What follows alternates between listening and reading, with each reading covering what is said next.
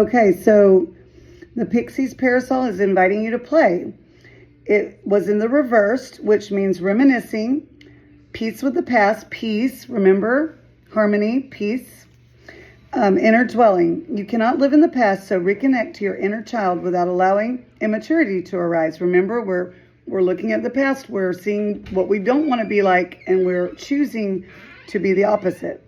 Be careful of the silt that stirring those emotions brings up, and don't let it cloud your view of the present. So I really like the analogy of that. So I think that's a really good card. It really matches up to some of the other cards that we pulled, and I think that's beautiful. Now let's go to the next one. The next one was also upside down, and it was the King of Wands.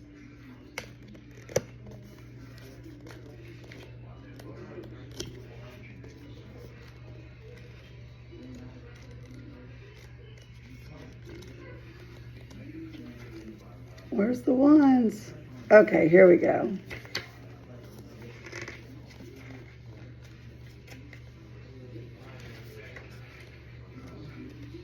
Sorry.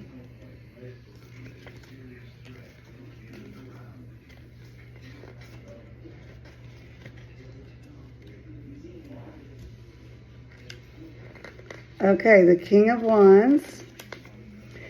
All right, this is the wine cap. Let's look at it again. This is the wine cap. That's the name of this little beauty.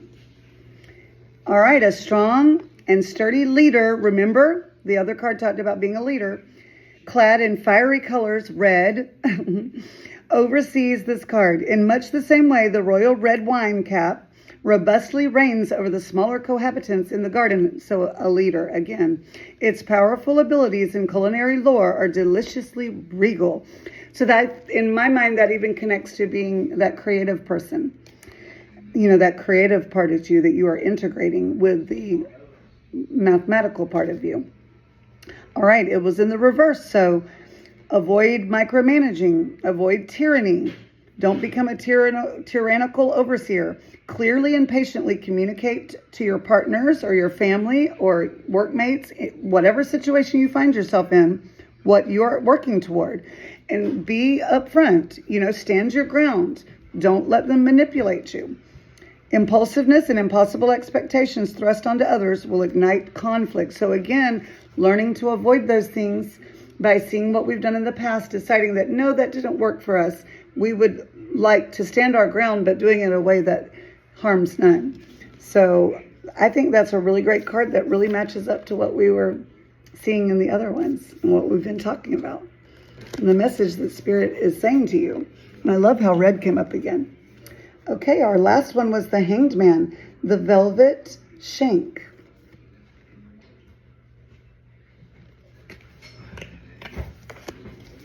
So let me find this one, see if I can find it a little faster than I found the other ones.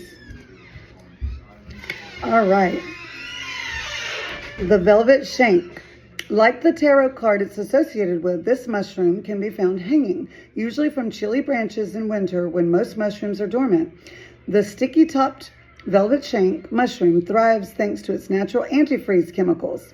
No matter what angle velvet shanks grow at, their caps quickly reorientate themselves to grow perpendicular to the ground for optimum spore dispersal. This phenomenon is known as gravitropism. Now, it was in the upright position, so it's a new perspective. Pausing, patience, surrender, patience. The pause of a literal or figurative winter has likewise halted the environment around you. Use this time to collect your bearings. I think this is great advice for you right now. This card is perfect for what you're going through right now. Surrender to your given position and situation. You may find that this break allows you to see things in a different and maybe even more helpful light. I think that's wonderful. So, going back to the theme of our whole reading, courage, patience, and I lost the other one, and harmony, peace. That's what you got to be working on right now. The opposite of these things can be what you work on with your shadow work. And if you need my help in any way, shape, or form from doing the affirmations, the quantum affirmations, helping you with meditation. Whatever you need, I'm here for you, okay? Just reach out. I love you.